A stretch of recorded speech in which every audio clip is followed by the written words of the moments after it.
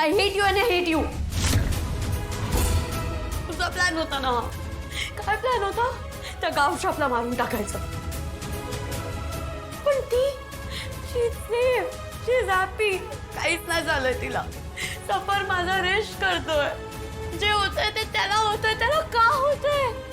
त्याची काय चुकी आहे? अरे काही नाही केलं सगळं तिने. पण ती तिच्यावर एक करोच पण नाहीये. अरे माझा rest. Anika please stop it. इथे काहीही बोलू नकोस. कोणी ऐकलं ना तर काय परिणाम होतील याचा विचार कर. तुला कळतंय का तू काय बोलतीयस? तुला आत्ता सुद्धा तुझीच पडली आहे. You are impossible. You know what, तुझ्याकडून आणि तुझ्याकडून काही नाही होणार आहे. आता जे करायचंय ना ते मी करते. मारून टाकते त्या गावछापला.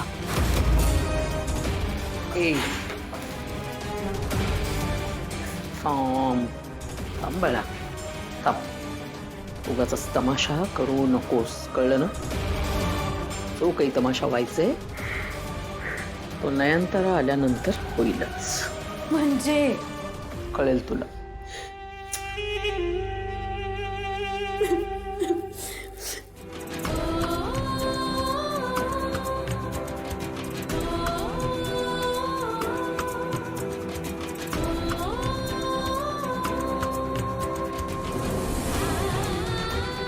पप्पा माझ्या बरोबरच का होते? जेव्हा जेव्हा सगळं व्यवस्थित सुरू आहे असं वाटतंय तेव्हाच नेमकं असं का होतं? आणि ऋषी सर, अरे केवढा भला माणूस आहे तो. प्रत्येकाची मदत करायला कायम तयार असतोय. मग त्यांच्या संग असं का झालं? तू इग्नोरतायस तो. तुला तर सगळंच माहित आहे. मग आता तूच त्यासनी लवकर बरं कर. त्यासनी शुद्धीवर आण प्लीज पप्पा. नाहीतर जोवर ऋषी सर शुद्धीवर येत नाहीत मी अन्नाचा एक घास बी खाणार नाही.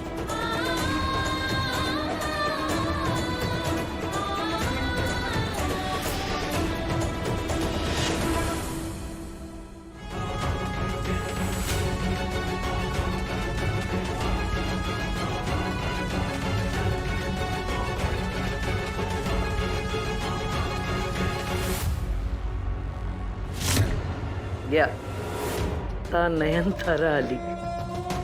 आता कमळीचं काही खरं नाही. आंटी,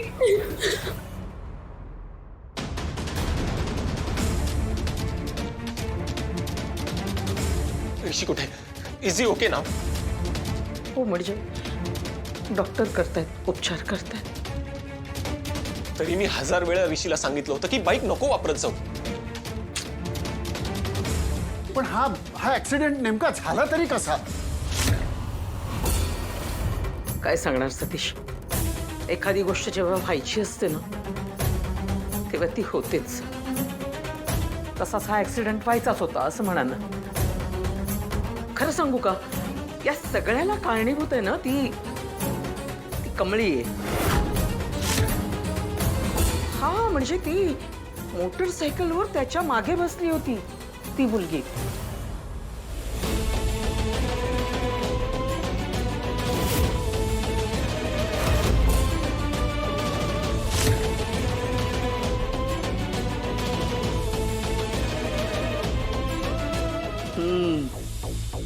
काय म्हणाले होते?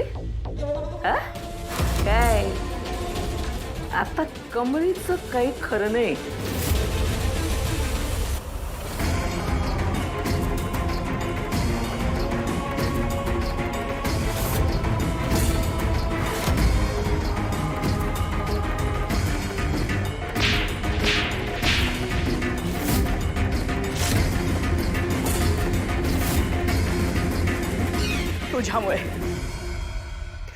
तुझ्यामुळे माझ्या ऋषीची ही अवस्था झाली.